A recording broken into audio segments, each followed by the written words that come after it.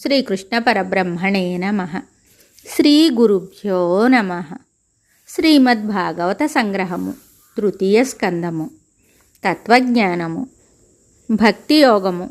ఓ మాత, మనుజుల యొక్క ఫలాసక్తి సంకల్పాలలోని తారతమ్యాలను అనుసరించి వారిలో భక్తిభావాలు ఉదయిస్తాయి. అవి తామసికము, రాజసికము, సాత్వికము అని 3 విధాలు. ఇతరులకు హింస కలిగిస్తూ దంభము, మాత్సర్యము, రోషము, తమోగుణము, భేదబుద్ధి కలిగి ఉండి నన్ను కొలవటం తామసిక భక్తి అనిపించుకుంటుంది. గొప్ప గొప్ప విషయ వస్తువులను, ప్రావీణ్యాన్ని, సామర్థ్యాన్ని, భూములను, ఐశ్వర్యాలను, కీర్తిని కోరుకుంటూ ఆడంబరార్భాటాలతోనూ, పేరు ప్రతిష్టల కోసము అధిక వ్యయ ప్రయాసలతోనూ నన్ను పూజించటం రాజసిక భక్తి అనబడుతుంది. పూర్వకర్మలను పరిహరింపజేసేది భగవద్భక్తి ఒక్కటే అనే విశ్వాసంతో సమస్త కార్యాలు భగవదర్పిత భావంతో లోకులకు మేలు చేకూర్చే పనులు చేస్తూ భగవంతుని సేవించటం సాత్విక భక్తి. నా యొక్క దివ్య గుణ వైభవాలు విన్నంతనే భక్తి పరవశులై నన్ను ఆశ్రయించిన వారు ఉత్తమ భక్తులు. నిర్హేతుకముగా, నిష్కామముగా నా గురించి చేయబడిన భక్తి కార్యాలే శ్రేష్టమైనవి.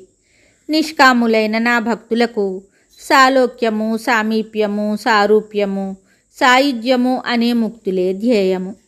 అందుచేత మహాత్ములైన వారు తమ సొంత కోర్కెలను తీర్చేవే అయినా నా ఆరాధనకు దూరం చేసే ఏ ఇతర కార్యాన్ని చేపట్టరు. దీనిని ఆత్యంతిక భక్తి యోగం అంటారు. త్రిగుణాలకు అతీతుడైన మనిషి నా వంటి ఆకారాన్ని పొందుతాడు. నా భక్తుడు సంధ్యావందనాది నిత్యకర్మలయందు, జగత్ కళ్యాణార్థం చేసే యజ్ఞయాగాది నైమిత్తిక కర్మలయందు అత్యంత శ్రద్ధాసక్తులను కలిగి ఉండాలి. గురువులయందు శ్రద్ధాభక్తులు కలిగి ఉండాలి.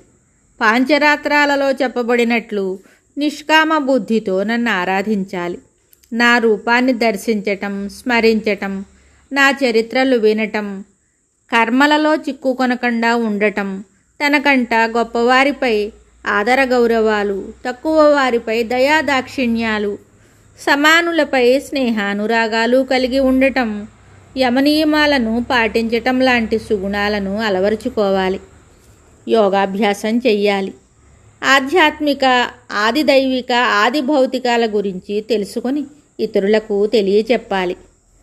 శ్రీహరి దివ్యగుణ కీర్తనలు చేస్తూ భగవద్భక్తులను నిజాయితీతోనూ అనురక్తితోనూ సేవిస్తూ ఉండాలి. అహంకారము లేనివాడై నిశ్చలుడై ఉండాలి. ఈ సుగుణాలు కలవాడు నన్ను పొందగలడు. సర్వజీవుల హృదయ కమలాల్లో ఉండే ఈశ్వరుడినైనా నన్ను అలక్ష్యం చేసి కేవలము నా విగ్రహాన్ని మాత్రమే పట్టుకొని ఆడంబరంగా పూజించేవాడు మూఢుడు. యథార్థ భక్తితో నన్ను ఆరాధించని వాని పూజలు నిరర్థకాలు. సర్వభూతాంతరాత్ముడనైన నాయందు, జీవరాశులయందు మాయావులై భేద దృష్టిని పెట్టుకుని నన్ను పూజించి ఇతర జీవులను ద్వేషించే వారికి మనశ్శాంతి లభించదు. అటువంటి కలుషితాత్ములు అధిక ద్రవ్యము వెచ్చించి ఆడంబరంగా నా పాదపూజలు చేసినా నేను సంతోషించను.